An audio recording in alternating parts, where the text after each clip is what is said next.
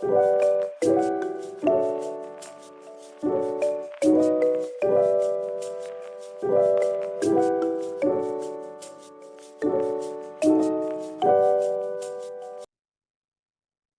Assalamualaikum warahmatullahi wabarakatuh.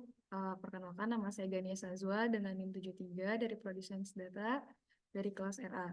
Izinkan kami di sini untuk menjelaskan mengenai tugas praktikum SSD.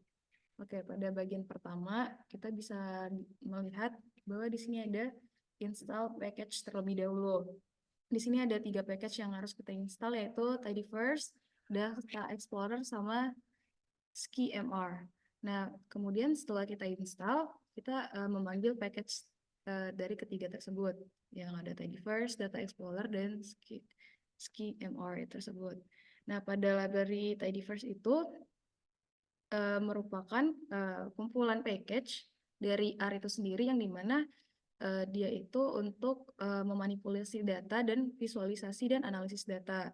Dan kemudian di bagian library Data Explorer itu kita menyediakan fungsi-fungsi untuk mengeksplorasi data, di mana pada package ini dia membantu dalam menganalisis eksploratif data atau EDA dengan menyediakan visualisasi dan statistik deskriptif. Kemudian yang ketiga ada library SkiMR. Nah, pada library ini sendiri, dia itu untuk menghasilkan ringkasan tentang statistik deskripsi dari datasetnya tersebut. Nah, di mana package ini sendiri membantu dalam memahami struktur dan karakteristik data yang dengan cepat. Nah, setelah kita menginstal package dan memanggil package tersebut, kita masuk ke import data. Nah, pada bagian ini, hal yang kita lakukan pertama adalah ngedownload data yang udah ada pada PDF tersebut. Setelah di download datanya, kita gunakan codingan yang ada pada layar. Nah, di bagian sini, di bagian read CSV, house price itu adalah di mana fungsi read.csv-nya itu digunakan untuk membaca file yang udah kita import tadi nih. Nah, parameter pertama itu adalah nama file yang ingin dibaca. Dalam hal ini, nama parameter yang ingin kita import dan kita baca itu adalah house underscore price one.csv.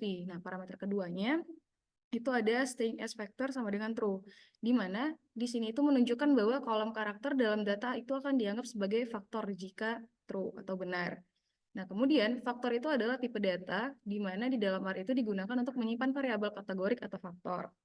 Nah, kemudian di bagian data house, read CSV, nah di situ itu adalah hasil pembacaan file CSV, kemudian disimpan ke dalam variabel yang disebut data.house. Nah, dengan menggunakan operator kecil sama dengan tersebut. Nah, di mana data dari file CSV itu akan ditugaskan dalam variabel tersebut.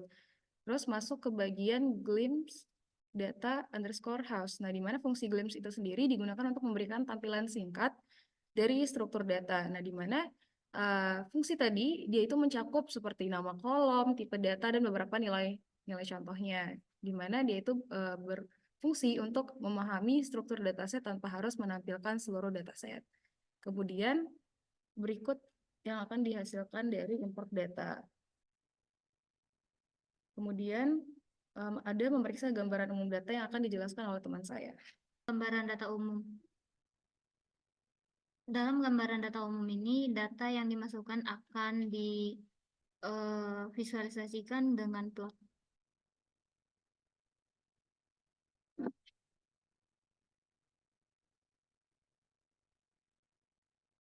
Dari hasil visualisasi plotnya didapatkan bahwa kolom discrete berjumlah 53,1%, kolom continue ada di angka 46,9%. All missing value columns atau semua data yang tidak hilang 0%. Complete rows atau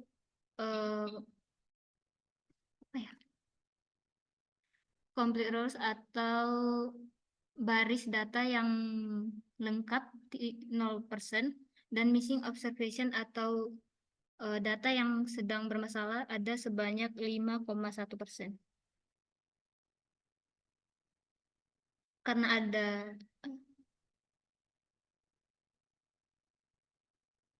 Berdasarkan hasil visualisasi tadi dapat disimpulkan atau disummary bahwa jumlah dari kolom ada sebanyak 81 dan jumlah dari baris ada 1460.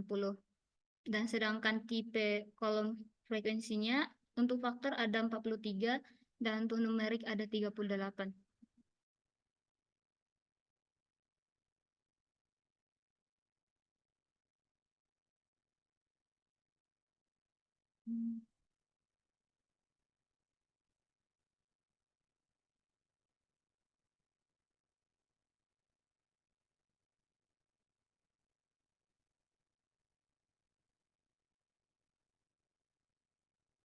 Karena ada data yang hilang tadi, maka dilakukan missing value. Dalam kasus ini, kita akan melakukan missing value dengan dua cara. Yang pertama, mereplace missing value pada kolom-kolom yang memiliki banyak sekali missing value atau kesalahan dalam nilai, yaitu di atas 500. Dan yang kedua, menghapus baris-baris yang mengandung missing value pada kolom-kolom yang memiliki sedikit missing value di bawah 500. Berikut merupakan sintaks atau codingan dalam memperbaiki missing value atau menangani missing value. Dan setelah dilakukan missing value, data yang tadi kembali digambarkan atau divisualisasikan dalam bentuk plot. Nah, dan setelah ditangani missing value, maka didapatkan discrete kolomnya jadi 53,8% dan kolom continue ada di angka 46,2%. Missing value atau data yang bermasalah tidak ada lagi atau 0%. Dan untuk complete rows atau semua data sudah mempunyai nilai, yaitu sebanyak 100%. Untuk missing observation atau data yang bermasalah tadi tidak ada lagi atau 0,0%. Dan ini merupakan summary atau kesimpulan dari data yang sudah di missing value, yaitu untuk baris menjadi 1094, untuk kolom sendiri 80, untuk tipe kolom frekuensi untuk faktor 43, dan untuk numerik ada 37.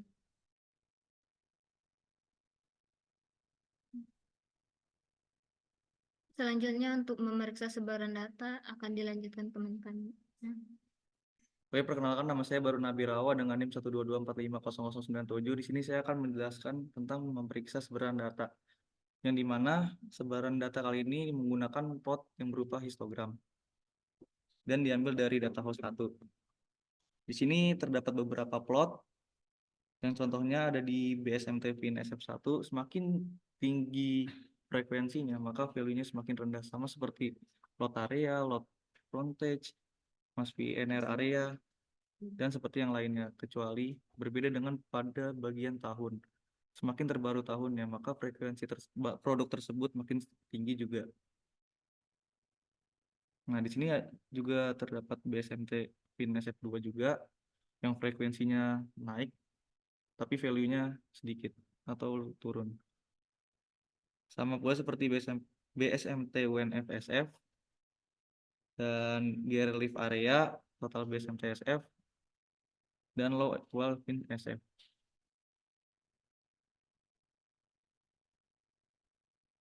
Sini juga terdapat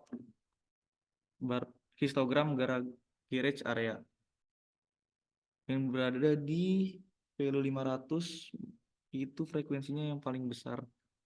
Sementara pada tahun dibuatnya garage itu berada di tahun 2010 dengan frekuensi terbesar, yaitu sebanyak 300. Dan di sini ada bagian mosot ya, sangat menarik, berada di angka 7,0, frekuensinya berada di sekitar 160. Nah, ini ada yang histogram yang terakhir, yaitu sell price. Dapat disimpulkan bahwa value-nya rendah, maka frekuensinya semakin tinggi. Contohnya di sini ada di value 2E+05, frekuensinya berada di lebih di angka 200. Lalu untuk barcode akan dijelaskan oleh teman saya.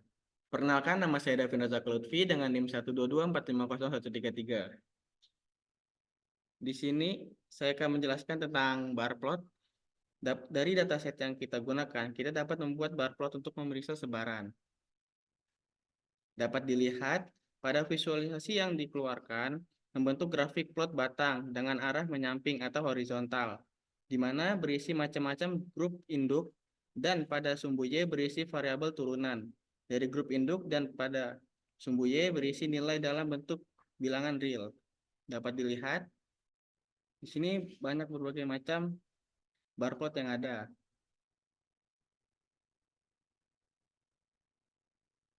Dengan frekuensi sebagai sumbu X,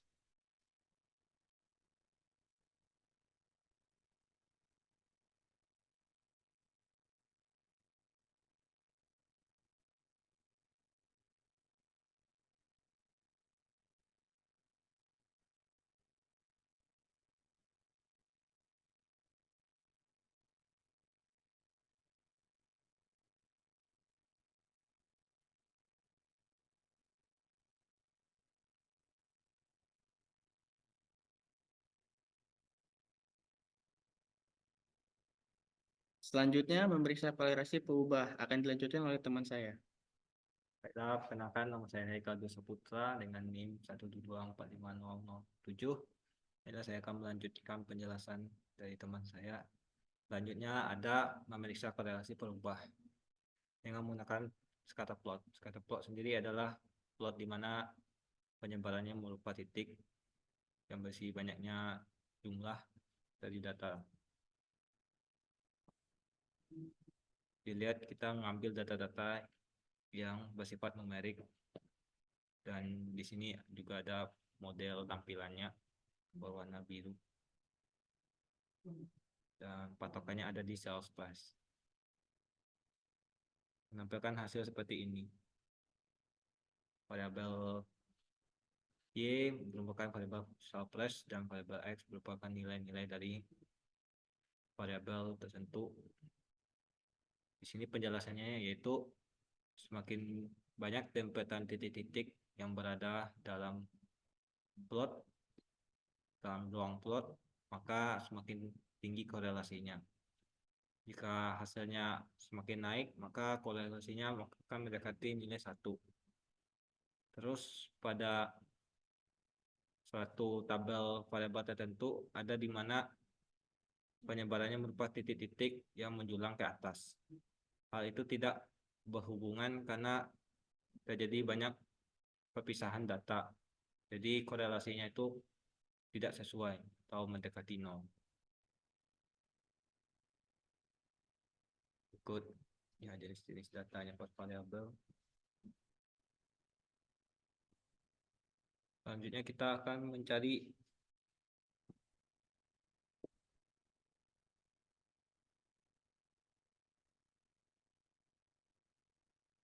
beberapa tabel korelasi. Di sini menjelaskan tentang kuatnya korelasi antar variabel.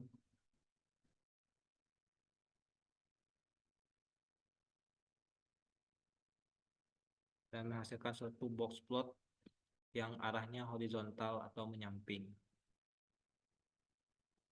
Di sini pada variabel Y, yaitu pada variabel yang berada dalam kategori induk MS Downing. Di sini ada sebanyak 5 buah, dan penyebaran datanya itu berada di kisaran tertentu. Dan ketika ada memiliki garis tengah, hal itu merupakan satu median atau Q2, dan batas garisnya ini yaitu Q1 dan Q3. Selanjutnya data titik-titik yang di luar tongkat garis ini ada outlier yang tidak termasuk dalam perhitungan. Berikut ya hasilnya.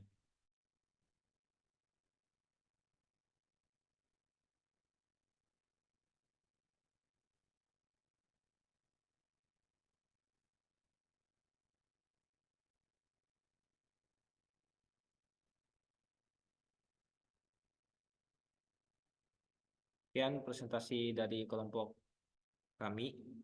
Saya ucapkan maaf dan terima kasih. Assalamualaikum warahmatullahi wabarakatuh.